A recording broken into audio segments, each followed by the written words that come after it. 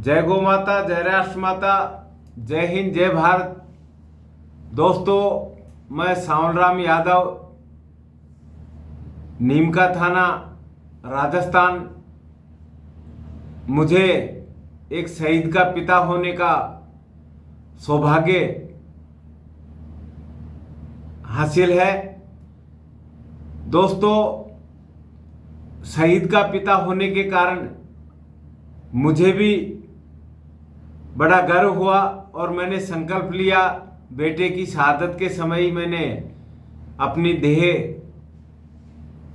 मरणोपरांत शरीर रचना विभाग को रजिस्ट्रेशन करवाया। हमारे जो चिकित्सक बनेंगे वो उसकी स्टडी करके मरने के बाद में भी ये शरीर काम आता रहे, ये संकल्प मैंने लिया बेटे की शहादत पे। दोस्तों, सेना से जुड़ा हुआ होने के कारण देश की सीमाओं पर सुरक्षा करने वाले सैनिकों के बहुत बड़े आंदोलन, जो उनका हक था OROP का, उसके लिए दोस्तों मैंने जंतर मंतर पर 21 दिन तक आमरण अनशन करके पूर्व सैनिकों को OROP का लाभ दिलवाया। और उसके साथ साथ जो भी राष्ट्रीय भावना से ओतप्रोत कोई काम रहे उनमें आगे बढ़ करके मैंने काम किया है। देश की सीमाओं की सुरक्षा की बात हो तो आज अंतरात्मा से मैं एक बात महसूस कर रहा हूं कि देश के ऊपर अनेक तरह के संकट क्यों आ रहे हैं। कहीं न कहीं देश में हम एक बहुत बड़ी भूल करते जा रहे हैं। हमारे देश की पौराणिक काल से यदि देखें तो भगवान श्री कृष्ण के समय गाय का इतना स्नेह था, इसीलिए उनको गोपाल के नाम से पुकारा जाता है। और गाय का और उनका इतना आपस में अंतरंग संबंध था कि जब वो बंसी बजाया करते थे तो गाय मंत्र मुग्ध होकर के उनकी ओर चली आती थी। इतना स्नेह ये आप हम सबको पता है। तो कितनी समृद्धि थी। भगवान श्री कृष्ण ने एक तरह से वैचारिक आदर्श प्रस्तुत किया। भगवान श्री राम के समय में भी हम देखें, जब श्रीलंका में रावण का नाश करने के बाद में भगवान श्री राम आए, देश में दीपावली का माहौल बना, तो उस समय भी गाय की पूजा करके, गाय के गोबर से गोवर्धन की पूजा करके और गाय को बहुत बड़ा सम्मान दिया जाता था। आज भी हमारी ग्रामीण संस्कृति के अंदर दीपावली के बाद में गाय की पूजा होती है। गाय को अनेक तरह से सजा करके उसकी पूजा की जाती। गाय हमारे लिए आराध्य है।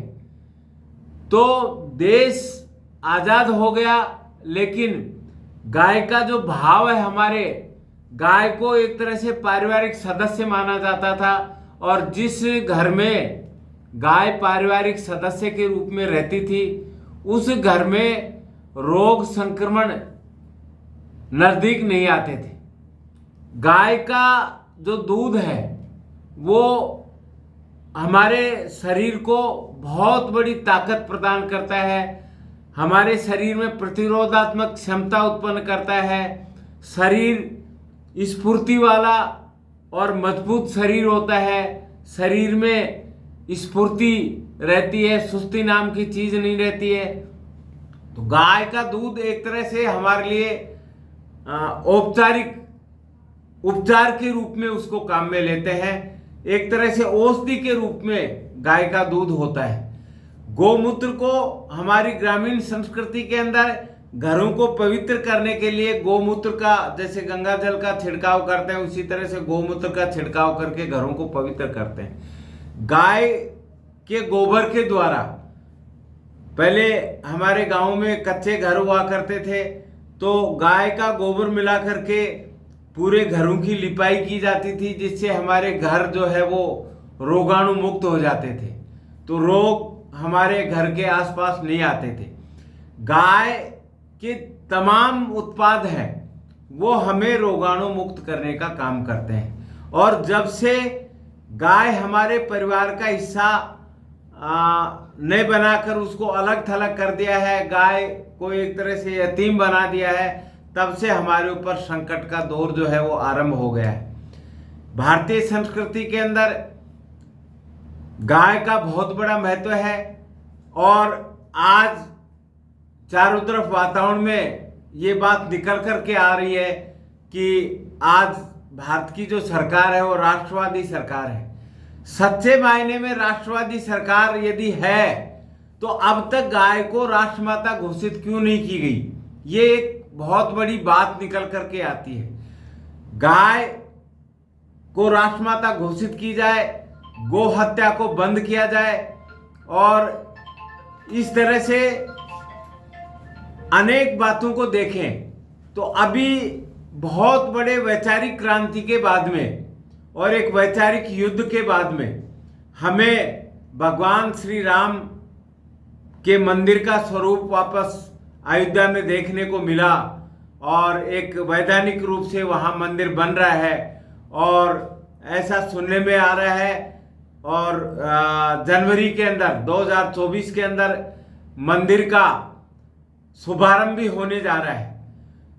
तो मेरी अपनी नज़र से साथियों, उस मंदिर का शुभारंभ होने से पहले गाय को राष्ट्रमाता घोषित होने की घोषणा सरकार के द्वारा की जानी चाहिए।